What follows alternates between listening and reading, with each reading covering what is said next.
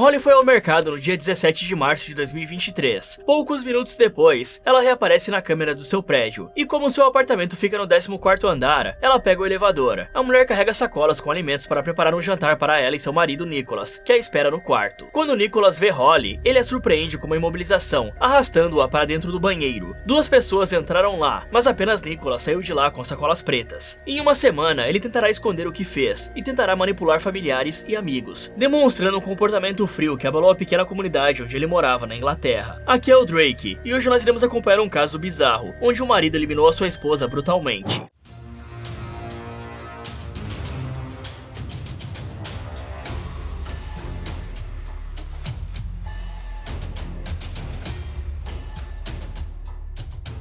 O caso de hoje se passa em Lincolnshire, que fica na região leste da Inglaterra. Quem visita o condado se depara com um cenário de tranquilidade, com igrejas medievais e fazendas. Muitos dirão que a região é completamente rural. Isso não é verdade. Dependendo do seu destino, você encontrará rios, pântanos, regiões montanhosas e até um matagal. Mas não espere o estilo e a intensidade de grandes centros. Como eu disse antes, Lincolnshire é um condado tranquilo. Talvez o único lugar mais movimentado seja sua capital, que se chama apenas Lincoln. Lá, turistas do mundo todo visitam a famosa Catedral de Lincoln, a quarta maior catedral da Inglaterra. Eles também não perdem o passeio no Castelo de Lincoln, uma fortaleza medieval construída como parte de uma estratégia comercial que usava rotas marítimas, através de rios como o Witham, que corta Lincolnshire. Esse rio foi tão importante para esse condado quanto será para a nossa história. Durante anos, o castelo abrigou presos de toda a Inglaterra. Hoje em dia, os casos são jogados lá dentro e pessoas mudam completamente de vida quando saem de lá. Você ainda pode visitar o castelo durante a semana, desde que nenhum crime abale profundamente o condado. Porque apesar de toda essa tranquilidade, Lincolnshire, como todo lugar do mundo, também tem histórias macabras. E esse aqui foi o lugar, um bloco de apartamentos no Shuttleworth House, que Nicholas Madison e Holly Brumley escolheram para iniciar seus primeiros anos de casamento em 2021. Foi lá também que essa história foi finalizada 2 anos depois. E quando duas pessoas se casam e prometem que ficarão juntos até que a morte os separe, ninguém poderia imaginar que um deles seria a pessoa responsável pela separação trágica que veremos. Quando olharmos a foto de Holly Brumley e lermos a definição de vítima no dicionário, obviamente não encontramos essas características na jovem sorridente e sonhadora. Mas não se engane, Holly Brumley, de 26 anos, era uma vítima muito antes do horror que passou em 2023, sendo vítima de um crime mais silencioso e, infelizmente, difícil de antecipar. Afinal, quando conhecemos alguém, ainda mais quando estamos apaixonados, uma série de mudanças ocorrem no nosso cérebro. Fica difícil enxergar os verdadeiros carniceiros ao nosso redor. Mas não é assim que lembraremos de Holly. Ela era uma mulher atenciosa e gentil. Com certeza é o que a maioria dos pais falam sobre seus filhos. Mas Annette, a sua mãe, tinha outros 13 filhos. Holly era especial, ela se destacava sem fazer esforço, ainda mais sendo trigêmea, uma pessoa doce que sempre se preocupava com os outros. Ela cresceu em uma família grande e amorosa, que reconhecia seu amor pela vida e por animais, principalmente os desamparados. Inclusive, desde pequena, Holly sempre teve uma conexão forte com seus irmãos, especialmente com a sua irmã mais velha, Sarah Jane Lindop. Mas mesmo recebendo conselhos da sua irmã mais velha, ela não deu ouvidos. Não podemos assumir que a Holly não quisesse acreditar na família, que via um Madison como alguém falho e moralmente questionável. Ela de certa forma achava que estava diante do amor da sua vida. E esses sinais de maldade são quase impossíveis de serem notados em um primeiro momento. Ninguém se apresenta como uma pessoa perversa, só descobrimos realmente as pessoas depois da convivência. Nicholas Madison, aos 28 anos, já tinha um histórico de comportamento abusivo antes mesmo de conhecer a Holly. Em 2013, ele foi condenado por agressão doméstica. E em 2016, ele enfrentou uma ordem de restrição por divulgar imagens íntimas de uma ex-namorada sem o consentimento dela. Um ano depois, ele foi condenado de novo por violar a ordem de restrição anterior, ao tentar entrar em contato com a ex-namorada. Ele não foi preso, mas estava marcado para sempre. De agora em diante, quem quisesse se aproximar do Madison poderia acessar seu histórico e saber o tipo de pessoa que ele era. Foi o que o irmão de Holly fez, quando descobriu detalhes do passado do Madison, mas ele manipulou Holly, fazendo-a acreditar que ele, na verdade, tinha assumido a culpa no lugar de outra pessoa, e ela acreditou na mentira do Madison, o vendo como alguém naturalmente bom, esforçado, e tudo fazia sentido. Depois da mentira, Madison não demonstrava um mínimo de remorso por suas ações, e não parecia ter problemas em enganar a mulher que dizia amar. Se procurarmos a palavra psicopata no dicionário, os sinais serão mais claros. Ele não se arrependeu do crime, ele não criava laços afetivos, e com toda certeza, durante os 29 anos de vida, Nicholas Madison não demonstrou um pingo de amor ou compaixão por nenhum ser humano além dele mesmo. Mas como eu te disse, esses sinais não são fáceis de notar. O relacionamento de Holly e Madison começou oficialmente em 2016, quando eles se conheceram no Boston College. Mas Holly admitiu que tinha se interessado por Madison 2 anos atrás, quando eles se viram pela primeira vez no refeitório da escola. Em setembro de 2016, ele enviou uma mensagem pelo Facebook se declarando. Eles conversaram diariamente durante meses, até marcarem um encontro, que aconteceu em outubro de 2016. Eles se sentaram no banco de uma estação de trem, e foi lá que Madison pediu Holly em namoro. E apenas 3 meses depois, ela foi morar com ele. Seus pais e irmãos foram contra. Holly sofria de depressão e ansiedade, algo que poucas pessoas sabiam. Sua família tinha receio que o Madison piorasse seus sintomas e não a ajudasse quando necessário. Só que o que ele fez foi ainda pior. Ele usou a ansiedade da namorada para vilanizar amigos e familiares. Em 2018, 1 ano e 3 meses depois de se mudar, Holly fez postagens falando de pessoas que a apunhalaram pelas costas e desapareceram da sua vida, e que o seu namorado tinha mostrado que eles não iriam socorrê-la. Mas Madison só revelaria sua verdadeira personalidade 3 anos depois. O pedido de casamento ocorreu em 2021 e eles se casaram. Quando se mudaram para o apartamento no 14º andar em Lincolnshire, Madison finalmente mostrou quem era. Ele isolou ainda mais a Holly. Sua família não era mais uma presença constante na sua vida. Ele a fez bloquear os amigos, a mãe e os irmãos em redes sociais. Em novas postagens do Instagram, Holly descrevia seu amor por Madison, revelando como ele tinha mudado sua vida. Em transe, ela não conseguia se livrar da armadilha do marido. Mas lembre-se que antes, eu falei que a Holly era uma defensora dos animais. Ela resgatava de coelhos, cachorros e hamsters. Inclusive, quando moravam juntos, ela tinha um casal de roedores. Só que mais uma das brigas que estavam se tornando comuns, Madison fez algo imperdoável. Ele retirou os animais da gaiola, ligou o liquidificador e os jogou lá dentro. Quando terminou de triturar, ele jogou o conteúdo dentro de uma assadeira e os colocou dentro do forno. Ele escolheu a intensidade mais forte. Ele estava finalmente mostrando as suas garras, e Holly sabia agora quem era o monstro que estava vivendo ao seu lado. Um ser incontrolável, cruel e desprovido de sentimentos, totalmente diferente dos animais indefesos que ela protegia. Ela relatou o ocorrido para sua mãe e reportou o incidente aos policiais do condado. Nenhuma investigação foi conduzida, e sentindo que não tinha para onde ir, ela voltou para o apartamento. Depois do incidente, é razoável pensarmos que o Madison mudaria momentaneamente, mas ele só estava esperando a oportunidade perfeita. Ela aconteceu logo depois que Holly adotou um cachorro. Madison pegou o filhote e o jogou dentro da máquina de lavar. Ele escolheu um processo de lavagem, e durante vários minutos, o animal se debateu no tambor do eletrodoméstico. Ela descobriu seu animal morto quando foi usar a máquina no dia seguinte. Esse era o ambiente onde Holly estava vivendo, e infelizmente a ajuda policial veio tarde. Mesmo quando Holly correu com seus coelhos até a delegacia mais próxima, pedindo que alguém impedisse o marido, nada foi feito. Annette, sua mãe, tentou mostrar que se Madison era capaz de fazer isso com animais, ele seria capaz de fazer o mesmo com ela. Holly tinha cansado de ouvir tantos conselhos e não fazer nada. Ela sabia que se continuasse dentro daquele apartamento, a próxima a parar dentro do forno seria ela. No início de 2023, ela tomou uma decisão importante. Ela não queria mais viver com Madison e queria se separar. Porém, um erro foi cometido. Eles dividiriam o mesmo teto até que ela conseguisse se organizar, mas não dividiriam a mesma vida. Ela tinha planos